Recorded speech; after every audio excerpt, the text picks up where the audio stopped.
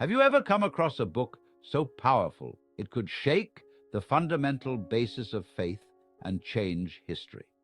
Today, we're looking at the Septuagint, a translation, possibly the most important book ever created. Let's travel to Alexandria, Egypt, back in the 3rd century BC. Consider one of the 7 wonders of the ancient world, the Great Lighthouse, almost finished. Guiding ships into the harbor, this 300-foot wonder was not only a hub of trade, but a lighthouse of knowledge. Fundamentally, the Library of Alexandria was the largest collection of ancient world publications.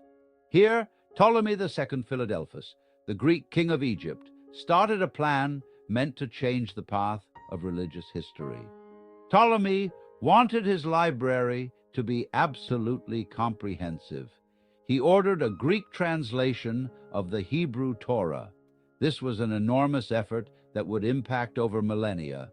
It was not a straightforward job. Tradition holds that 72 Jewish scholars made their way from Judea to Alexandria. Their goal: to translate the Holy Hebrew books into Greek, the common language of the day. What happened next seems almost unbelievable. These 72 intellectuals worked precisely 72 days. More astonishingly still, when they matched their translations, they discovered they were exactly word for word. From the Latin for 70, this Greek translation came to be known as the Septuagint.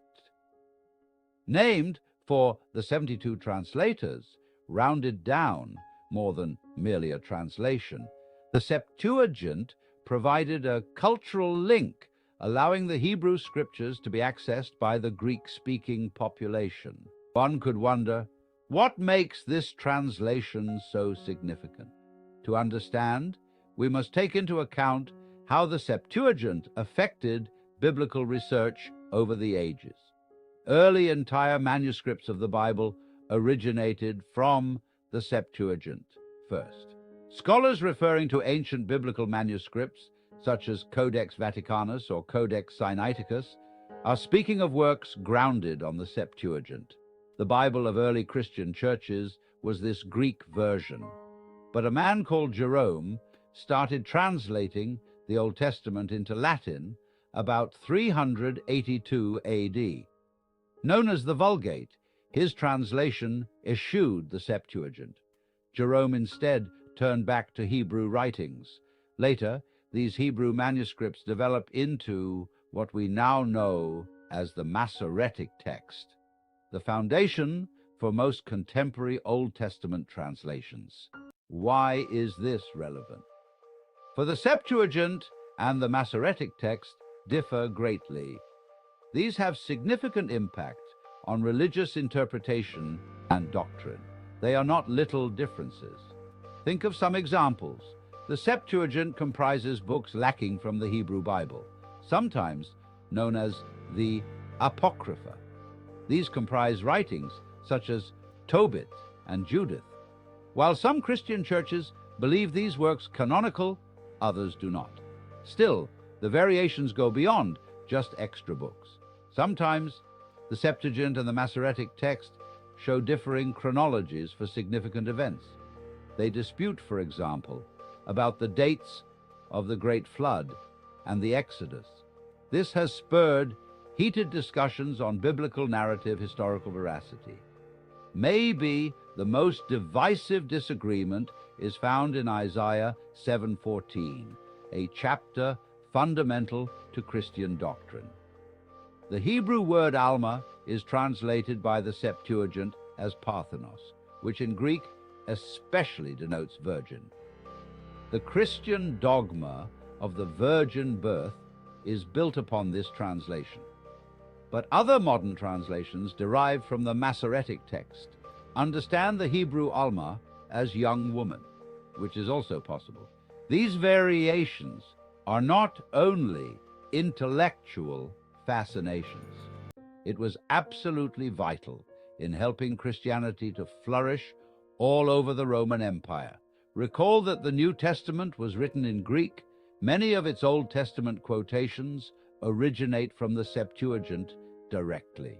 This Greek translation made the Hebrew Scriptures available to a larger readership, therefore enabling the early Christian church to grow quickly. Consider this: the Apostle Paul frequently cited from the Septuagint when writing his letters to the early churches. These quotes were used to show that Jesus was the much-anticipated Messiah predicted in the Old Testament. This link between Old and New Testaments could have been far more difficult to prove without the Septuagint. For Romans 15:12, Paul, for instance, uses Isaiah 11:10. The Septuagint form of this chapter exactly supports Paul's contention on Gentile inclusion in God's scheme of atonement. Though comparable, the Hebrew text less clearly expresses this concept. New Testament writers' usage of the Septuagint gives their work special power. It implies that the first Christians, including those who personally knew Jesus, thought these Greek translations to be true and authoritative. Still, the path of the Septuagint has not been without debate. The Septuagint became a topic of conflict as Christianity evolved its own identity apart from Judaism. Jewish academics started to separate themselves from this Greek translation in favor of Hebrew writings. Discussions about the accuracy and legitimacy of the Septuagint against the Masoretic text raged in the next centuries, arguing that the Hebrew manuscripts are more near to the original source. Modern translators generally favor them. This inclination does not, however, have no supporters either.